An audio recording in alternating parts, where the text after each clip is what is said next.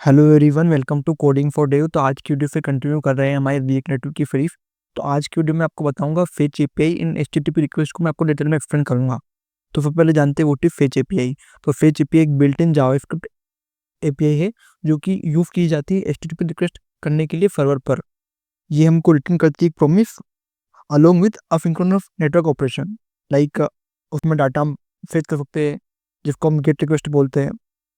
Sending data using post put और delete request, handling errors and response.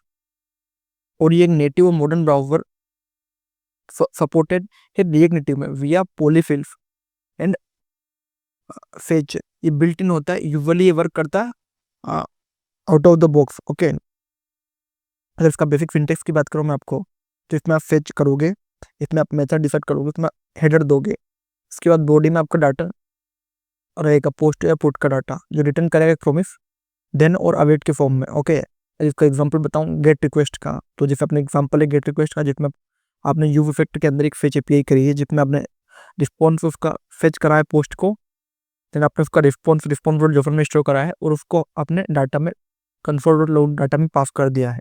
तो ये है गेट रिक्वेस्ट।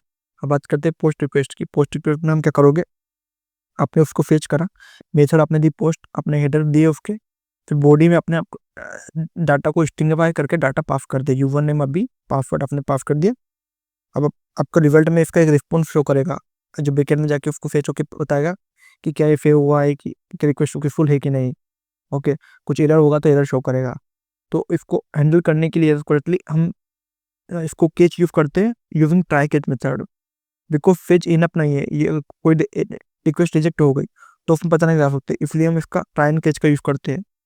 ओके, और इसकी प्रॉपर एरर हैंडलिंग करने के लिए हम क्या करते हैं, हमने जैसे रिस्पॉन्स बनाया फेच करा, अगर रिस्पॉन्स ओके होगा तो ओके, नहीं होगा तो कुछ एरर शो करेगा, इसको हम रखा ट्राई एंड कैच मेथड के अंदर। ओके, अब बात करते हैं मैनेजिंग लोडिंग स्टेट्स। यूजुअली जो मैनेज लोडिंग स्टेट है और एरर स्टेट है वो हम यूज स्टेट की मदद से मैनेज करते हैं।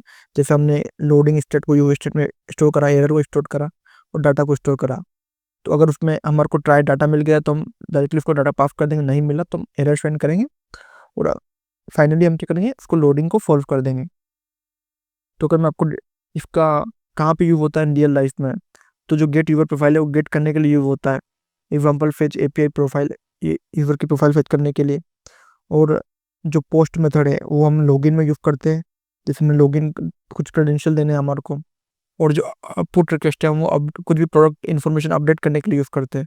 और जो डिलीट है मेथड वो हम डिलीट करने के लिए यूज करते हैं, कुछ भी delete account, delete comment, anything delete, उसको डिलीट करने के लिए इसका यूज करते हैं।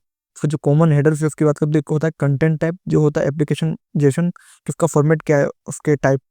ओके, और ऑथोराइजेशन कौन सा यूज हो रहा है, जनरली हम बियर का यूज करते हैं।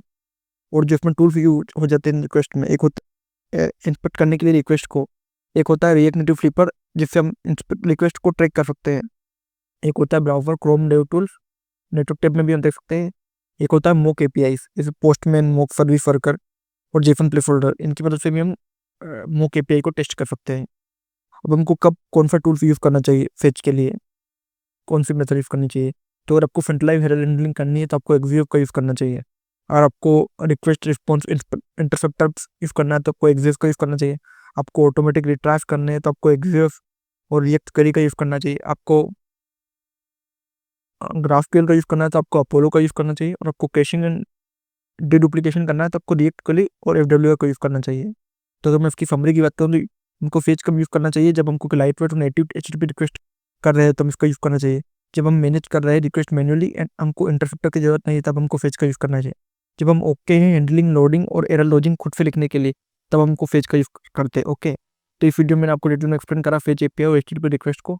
अगर आपको इस टूल भी डाउट है तो आप कमेंट करो और इसी तरह की और वीडियो देखने के लिए कोडिंग फॉर डेव को सब्सक्राइब करो। Thank you for watching.